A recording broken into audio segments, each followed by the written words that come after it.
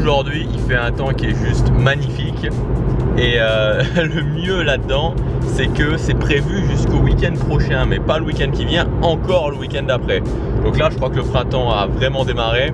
Allez, il faudrait 3-4 degrés en plus et voilà, ce serait parfait. Ce que je vais faire maintenant, c'est que je vais aller à un nouveau lieu en fait, parce que vous savez que je suis en train de chercher de nouveaux lieux pour filmer. Et un lieu qui est vraiment sympa. Le seul souci, c'est que c'est un quai en fait en bord de Meuse. Avec ce temps-là, c'est magnifique, mais c'est un endroit un petit peu étroit, c'est-à-dire qu'on ne peut pas passer à deux de front. Et s'il y a trop de monde, ça risque d'être un petit peu compliqué de s'arrêter de filmer à chaque fois pour laisser passer quelqu'un, etc. Donc j'espère qu'il n'y aura pas trop de monde. Voilà, j'y vais et on va voir ça tout de suite. Voilà, on y est.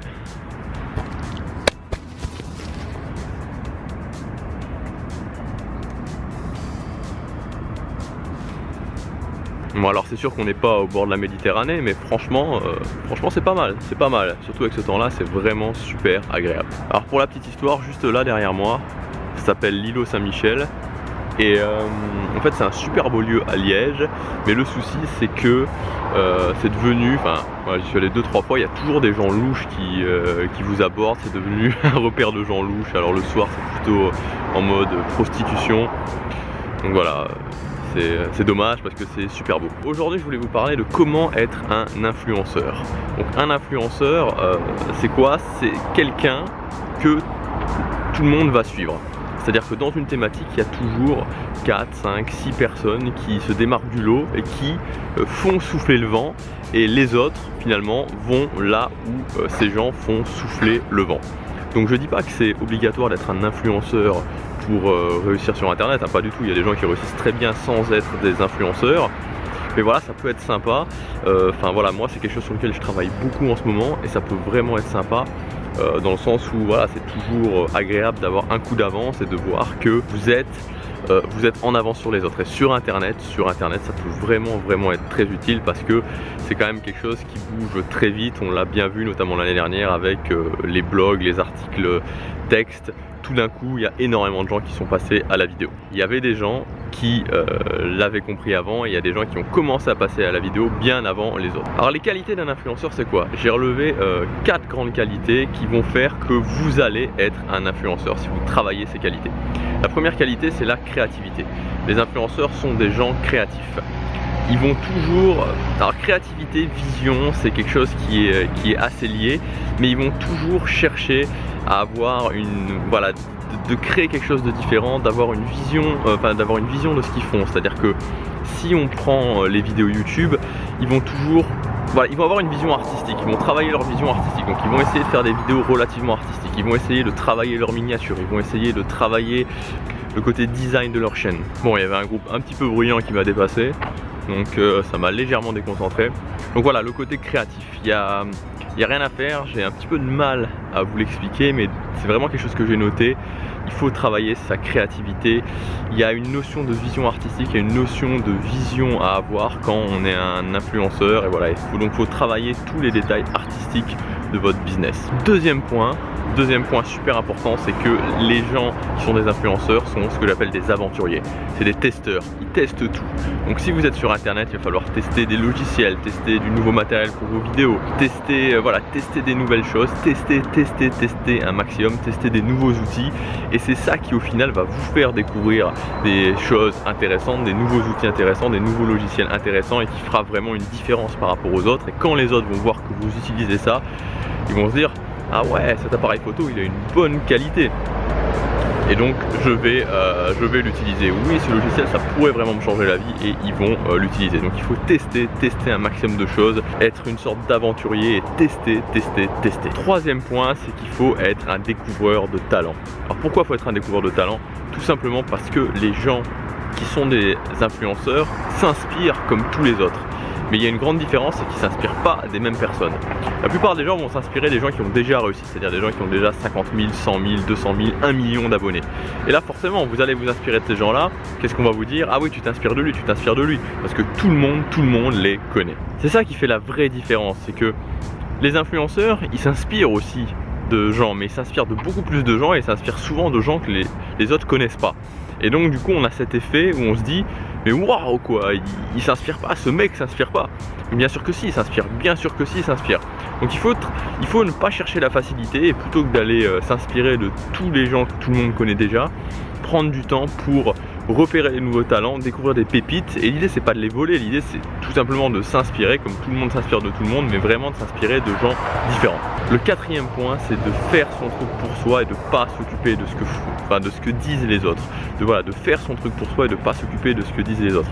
Parce que clairement, si vous commencez à tester quelque chose de nouveau et dès que quelqu'un qui est peut-être plus en place que vous ou autre va vous dire ah ouais mais t'es sûr de ce que tu fais ou t'es sûr que ça va fonctionner, et que dès ce moment là vous commencez directement à douter et vous arrêtez directement ce que vous faites, ça va pas fonctionner. Donc il faut vraiment prendre des décisions, tester, faire ce que vous avez à faire. Donc peu importe ce que les autres disent, vous faites vraiment votre truc dans votre coin, vous continuez, comme ça qu'on arrive à devenir une source d'inspiration pour les autres, à devenir vraiment un influenceur. Des gens comme Steve Jobs par exemple, qui pour moi reste l'un des meilleurs exemples, c'est pas des gens qui ont toujours eu facile, c'est pas des gens qui ont jamais fait d'erreur, mais c'est des gens qui avaient une idée en tête, qui avaient une vision et qui continuaient, qui faisaient leur truc, qui continuaient, peu importe ce que les gens disaient. Alors bien sûr, ils ont fait des erreurs, mais ils ont aussi eu des succès énormes. Bon voilà, maintenant je vais rentrer parce que je vais aller me filmer pour faire mes demandes d'interview.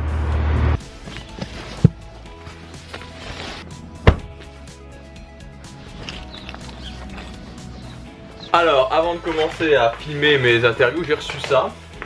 Donc comme je vous l'ai dit, je vous expliquais dans une vidéo récemment, j'achète une pièce de vêtements par mois. Ça me permet, comme j'aime bien essayer de bien m'habiller. Je vous avais parlé de la marque APC dans la vidéo sur le minimalisme, et quelqu'un m'a fait une réflexion vraiment intéressante sur le fait de savoir où est-ce que produisait la marque APC.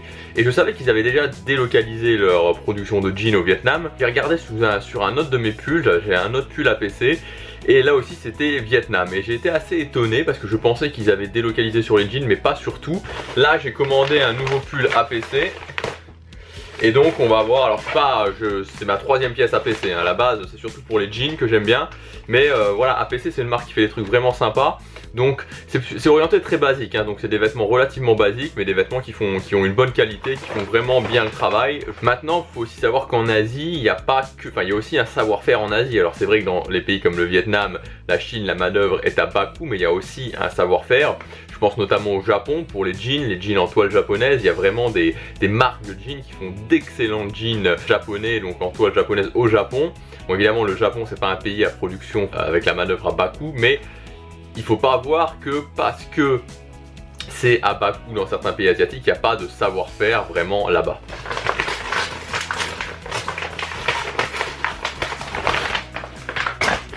Alors après voilà, il y a toujours des petites attentions un peu sympas, la petite attention qui fait toujours plaisir. Voyons voir ce pull.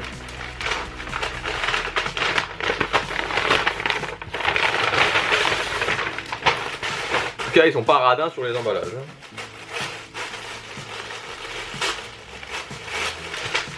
Voilà, donc je vais pas le déplier entièrement, mais vous voyez c'est un pull marinière. J'en avais un autre mais qui commençait pas, d'une marque, de la marque Jules, hein, donc beaucoup moins bien. Alors je voulais voir où est-ce que... Je vais pas... déplier. Bon, tant pis, je vais le déplier parce que sinon je m'en sortirai pas.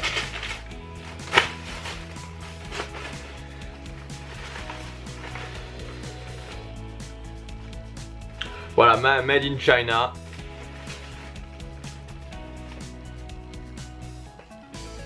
Donc voilà, il semblerait qu'APC délocalisé toute sa production en Asie. Ça n'enlève pas la qualité des vêtements. Maintenant c'est vrai qu'on n'est plus vraiment dans la marque indépendante parce que APC c'est quand même relativement très connu maintenant. C'est parti pour les interviews maintenant. Alors en fait à la base, voilà, je vous ai dit, je me suis mis un petit coup de pied aux fesses pour faire des actions, on va dire de progression massive. Pas mal d'actions que je devais faire, des actions ponctuelles que je devais faire depuis un petit moment. Donc j'ai fait une liste et je me suis dit je vais faire ça, je vais faire ça. Pour les interviews, alors j'ai fait une sélection, il y a 4 personnes que je voudrais vraiment interviewer. À la base j'avais fait mes vidéos sur l'iPhone, je les avais filmées rapidement. Et puis je me suis dit non, je vais faire un truc plus original. C'est parti. Voilà, j'ai fini mes demandes d'interview.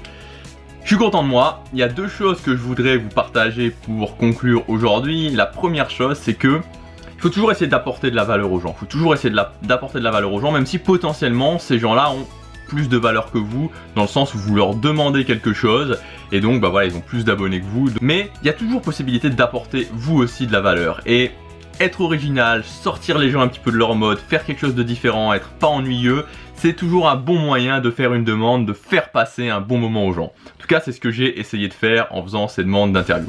La deuxième chose, c'est d'apprendre à être content de vous une fois que vous vous êtes donné à 100%, une fois que vous avez fait tout ce qui était sous votre contrôle et de ne pas attendre le résultat. Peut-être que ce que j'ai fait c'était complètement à côté, peut-être que sur 4 interviews auxquelles je tiens vraiment, je vais avoir 0. Peut-être, mais je m'en fiche parce que ce qui est essentiel pour moi aujourd'hui, c'est que je me sois donné à 100%.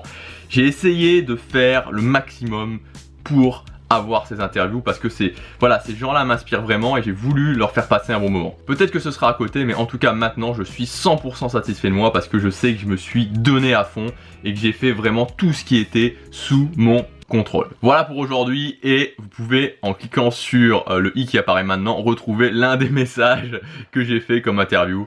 Bah, vous allez peut-être un petit peu rigoler.